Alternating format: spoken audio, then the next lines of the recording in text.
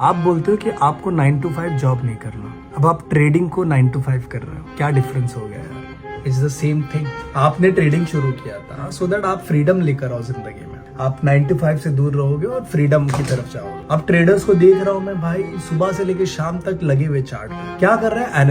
Analysis कर रहा है भाई ने ट्रेड डाल दिया। जो सेटअप नहीं बन रहा था क्योंकि उसने 10 घंटा स्क्रीन पे बैठा, अब 10 घंटे ने दिमाग में प्रेशर क्रिएट कर दिया कि भाई कुछ तो ट्रेड लेना ही पड़ेगा, कुछ लेगा नहीं तो फिर प्रॉफिट कैसे होगा। ले लिया ट्रेड लिया तो फिर लॉस हो गया, अब लॉस हुआ तो फिर रिवेंज ट्रेड हो गया तो ओवर ट्रेड हो गया और अकाउंट उड़ गया। अब उड़ गया तो भाई शाम हो गई, रात हो गई, रात तक लगे, अब कल सुबह के लिए ट्रेड और प्लान हो रहा है। अब जो है ट्रेडिंग को आप कर दिए हो 9 to 5। अब देयर इज नो डिफरेंस आपके जॉब में और आपकी ट्रेडिंग में। क्या कर रहे हो? आपने ट्रेडिंग में घुसने का डिसीजन क्यों लिया था? फाइनेंशियल फ्रीडम, कि भाई आप कम टाइम में अच्छा पैसा बना पाओ और आप लाइफ में फ्री रहो, आपका टाइम मिल रहा है। Time is the main freedom more than money, ठीक है।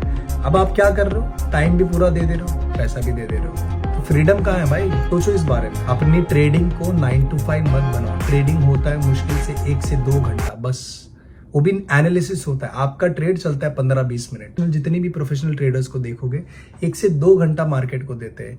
एक स्पेसिफिक टाइम पे आते हैं, स्पेसिफिक सेशन पे आते हैं, बैठते हैं 2 घंटा, सेटअप बना तो ट्रेड लिया, नहीं बना तो नहीं लिया, एज सिंपल एज दैट। तो अपनी इस हरकतों को ना जरा बंद कर दो, 9 to 5 ट्रेडिंग को ट्रीट करना बंद कर दो।